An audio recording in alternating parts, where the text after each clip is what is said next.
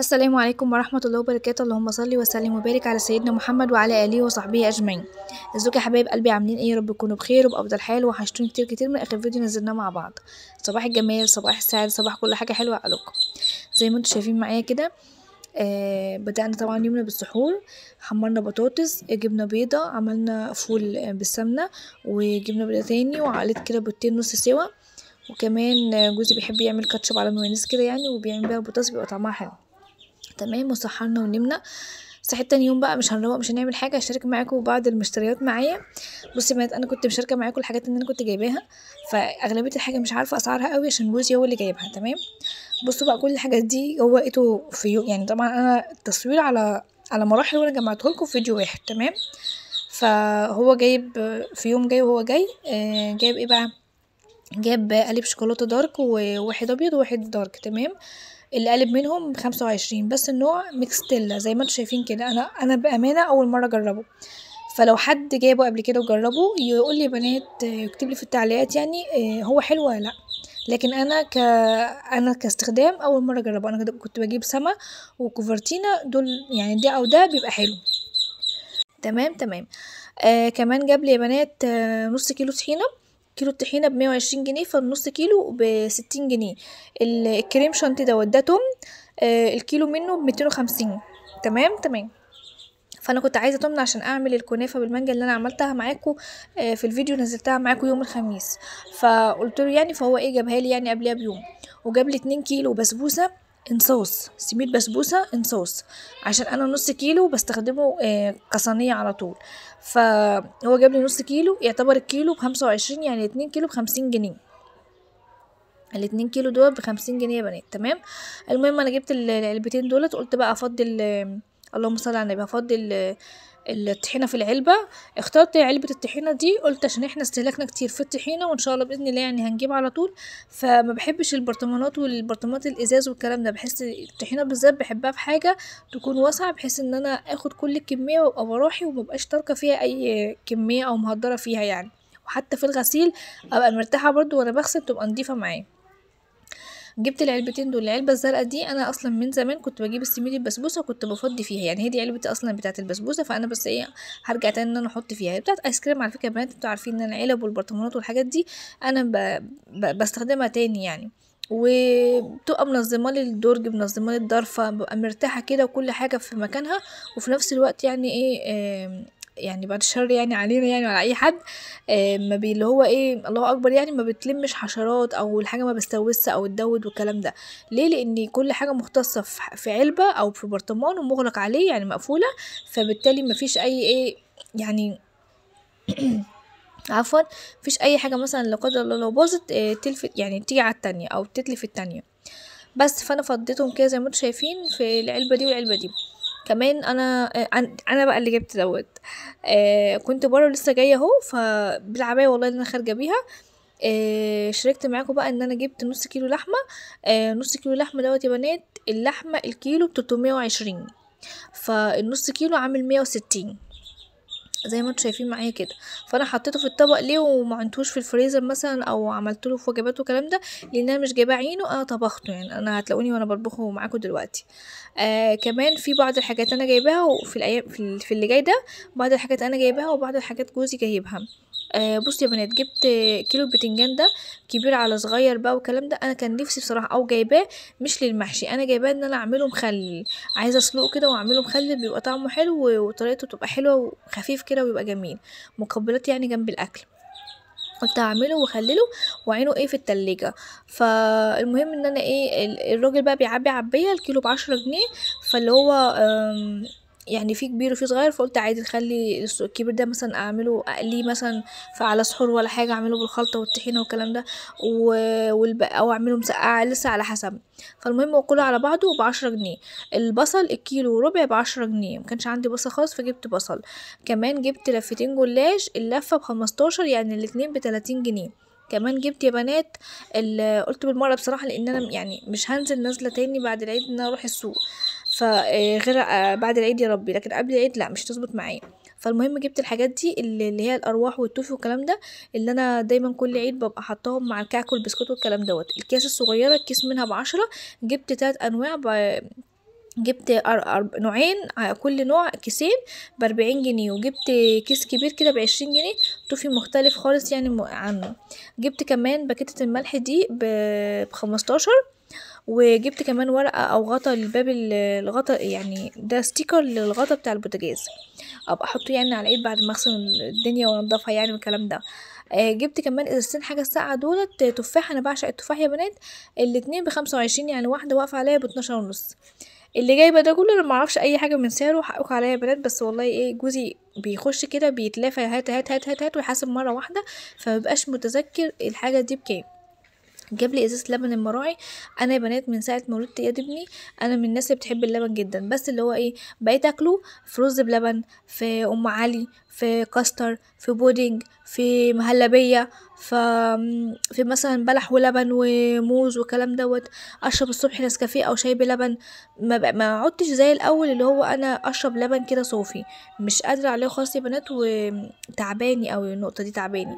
فالمهم ان انا ايه جيت هو بقى اللي جاب الحاجات دي، جاب اللبن وجاب مربى فراولة ومربى فيتروك، ابتدى اللهم صل على النبي، تين وكاتشب ومايونيز والحاجات اللي انتوا شفتوها دي. كمان جاب للاولاد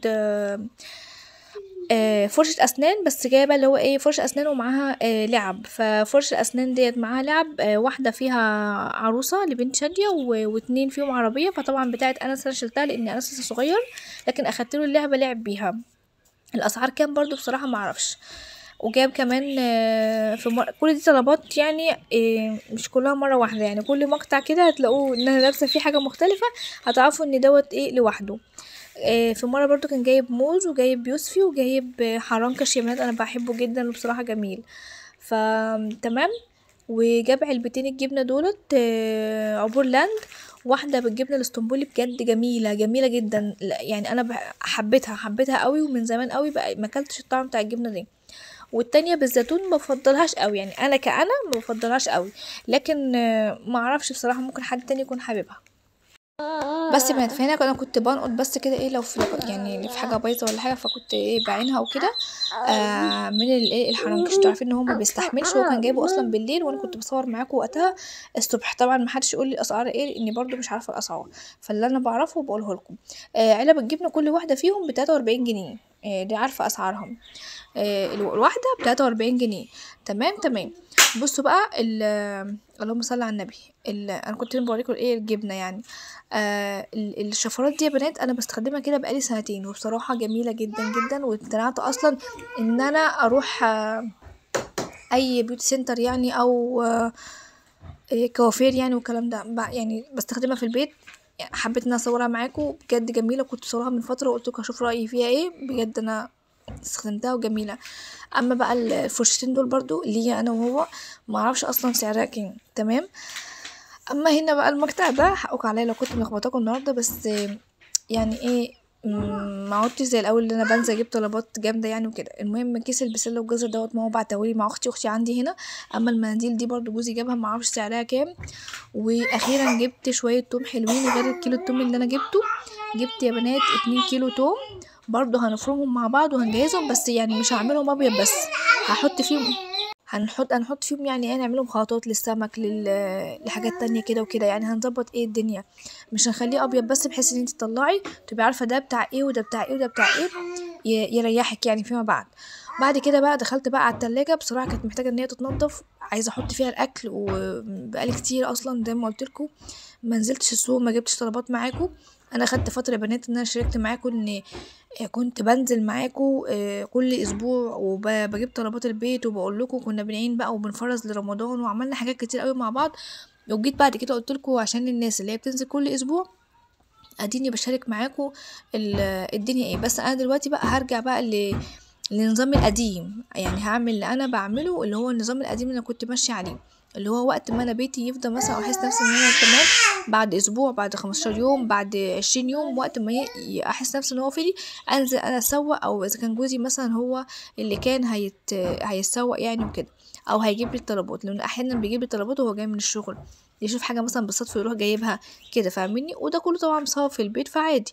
دخلت برضو ايه مسحت التلاجة كده ونضفتها وشلت الحاجه اللي فيها، وبدات بقى ان انا ايه بعد ما مسحتها كده ولمعتها وبقى زي الفل. انتوا عارفين ان انا تلاجتي نضيفه وايدي فيها على طول، وقت ما بلاقي حاجه اصلا اتدلقت في ساعتها باخد الرف او الحاجه اللي اتدلق عليها واروح منضفاه ومسحاه ومنضفاه، ما بيبقاش اللي هو في حاجه ملزقه يعني ولا اي حاجه.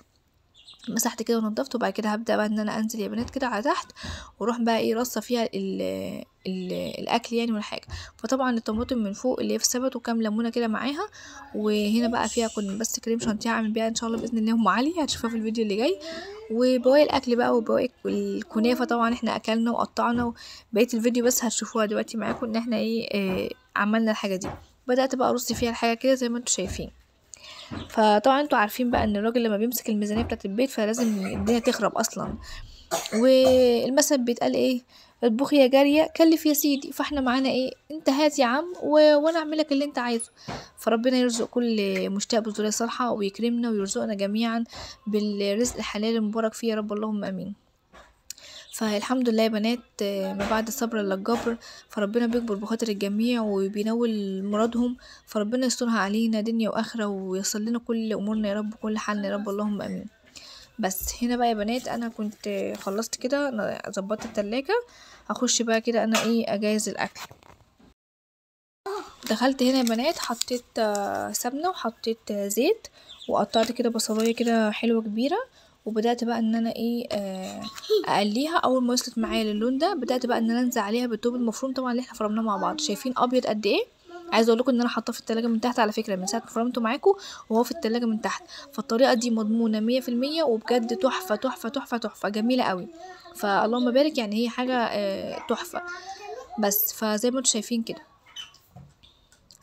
بدأت بقى ان انا ايه اقلب كده، بس هديها بس تقلبتين احس ان التوم كده ريحته فاحت وبقى حلو.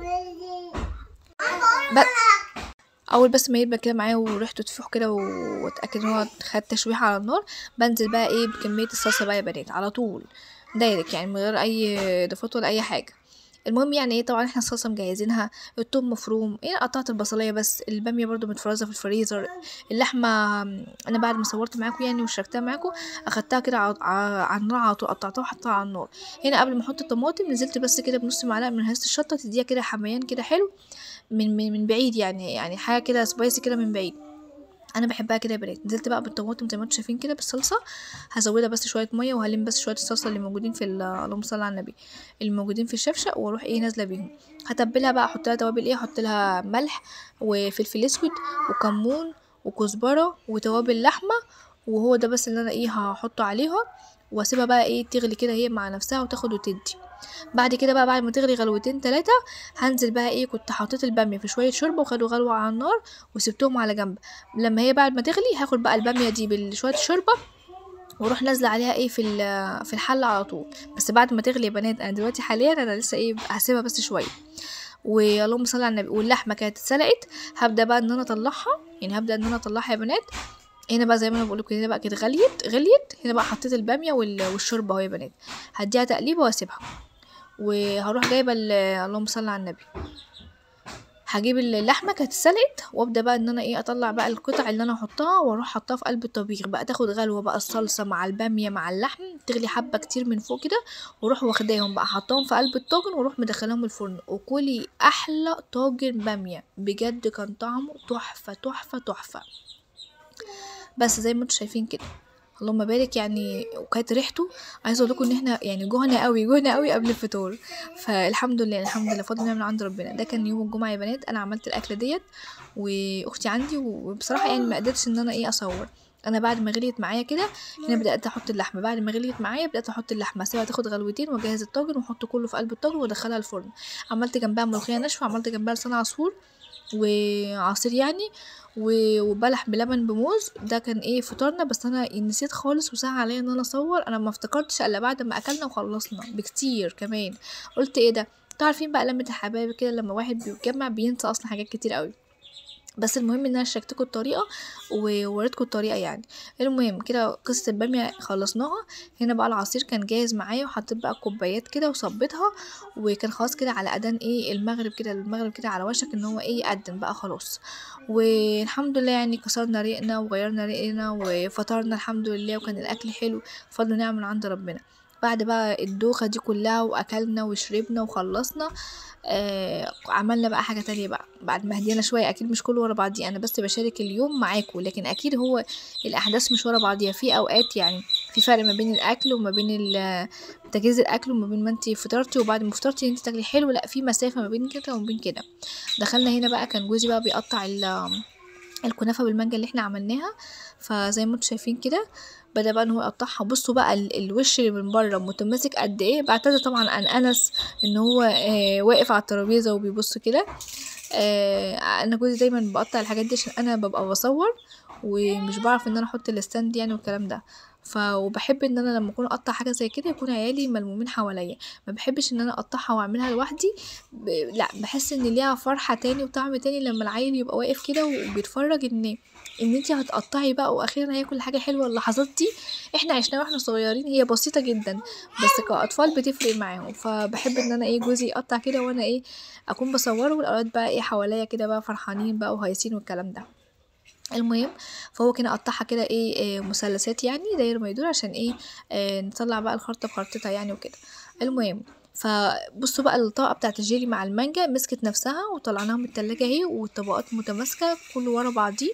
فبجد اللهم بارك هي حلوه جدا جدا جدا وطعمها حلو، والطريقه سهله جدا. وممكن تقطعي قبل ما تعمليها كده تقطعي المانجا مكعبات، يعني تقطعي المانجا مكعبات وتحطيها من على الوش برضو، تحطي عليها الجيلي هتبقى احلى. وتعملي برضو طبعا ايه كميه كبيره مش هتبقى صغيره زي بتاعتي انا كده. انا بس عشان مقدار المانجا عندي قليل، هما دول المانجا اللي عندي، ما عنديش مانجا تاني. بس يا بنات بصوا بقى هنا بوريكم شكلها ان هي بصوا طريه من جوه والكريمه بقى من فوق والمانجا ميكس كده حلو وجميل بصراحه. وطلعنا بقى الاطباق فضل نعم من عند ربنا وخلصنا كده بقى، حطينا واكلنا كده واتبسطنا كده مع بعضينا والحمد لله. هنا بقى هوريكم بقى هي قد ايه ان هي تتقطع معايا بسرعه وبسهوله زي ما انتم شايفين كده. شايفين الجمال بجد كان طعمها خطير. بس زي ما انتم شايفين كده شايفين شكلها عامل ازاي. بس ده كان يومي وده كان روتيني، يا رب ينال اعجابكم. ما تنسوش في اللايك والشير مع اصحابكم وحبايبكم، واشوفكم على خير فيديو جديد، واتمنى لكم الستر والصحه والسعاده، والسلام عليكم ورحمه الله وبركاته. باي باي.